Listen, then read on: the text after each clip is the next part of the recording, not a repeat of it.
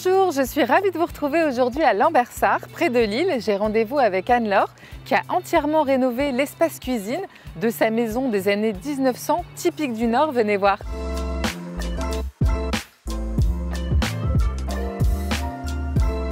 Bonjour Anne-Laure. Bonjour Laetitia. Merci de m'accueillir chez toi. Avec plaisir, je t'en prie, rentre.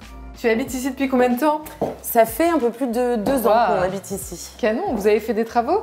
On a fait des travaux, je suis architecte d'intérieur et quand on a visité, on a vu tout de suite le potentiel. Mais le gros défaut de ces maisons 1900, c'est que ça manque de lumière.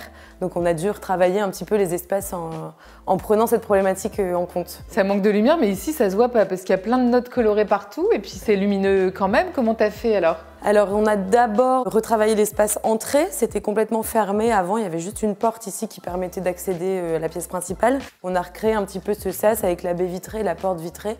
Ça nous permet d'avoir plus de lumière et puis d'avoir des vrais espaces distincts. Ouais, c'est canon. Alors là-bas, comment t'as fait pour apporter un peu plus de lumière? C'est simple, hein. C'était la même implantation au sol. On n'a pas voulu changer ça, on ne pouvait pas tout faire en une fois. Oui, côté budget, voilà, c'est ça. C'est limité. Il faut faire des choix.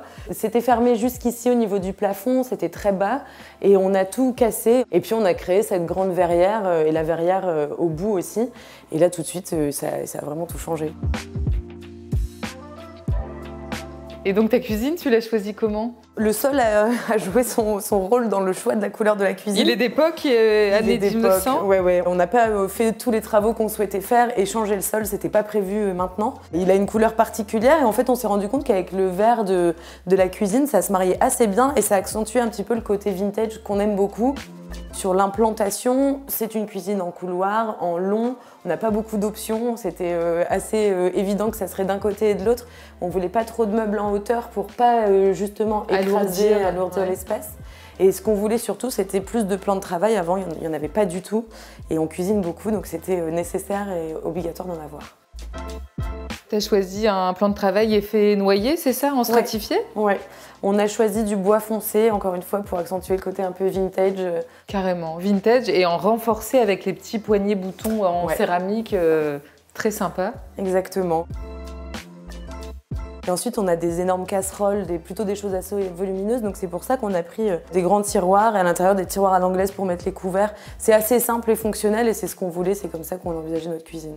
Oui, et toujours côté rétro, tu as choisi, alors tu l'avais peut-être déjà avant? Non. Mais c'était une pièce maîtresse de la cuisine pour un côté rétro, un joli réfrigérateur. Ouais, exactement. Et puis si on avait caché le réfrigérateur dans un meuble ou voilà, si on l'avait, ça n'était pas cohérent avec le reste de la cuisine.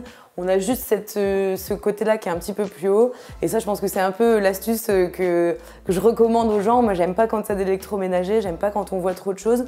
Donc on a fait poser des prises à l'intérieur et dedans, on a notre micro-ondes.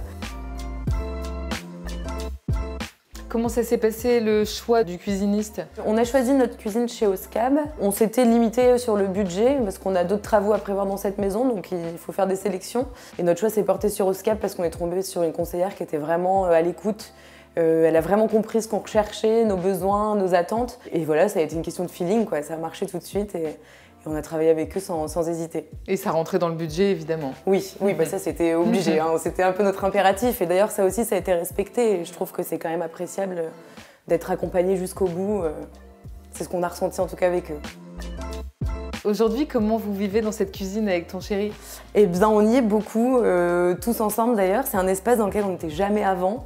Et maintenant, même quand on reçoit des amis, on passe beaucoup de temps ici. C'est ici qu'on va prendre l'apéro. C'est beaucoup plus lumineux, donc même la journée, on apprécie passer du temps. C'est un espace qu'on investit beaucoup plus qu'avant. Ça sent bon les apéros dans cette cuisine? Ben oui, justement, je t'ai fait mon houmous maison. C'est un peu ma recette fétiche. Tu me diras ce que t'en penses. On va goûter ça. Ouais. Merci Anne-Laure de m'avoir partagé toutes tes belles astuces et cette belle cuisine. Avec plaisir. Et moi, je vous donne rendez-vous très bientôt pour un nouveau reportage. Salut!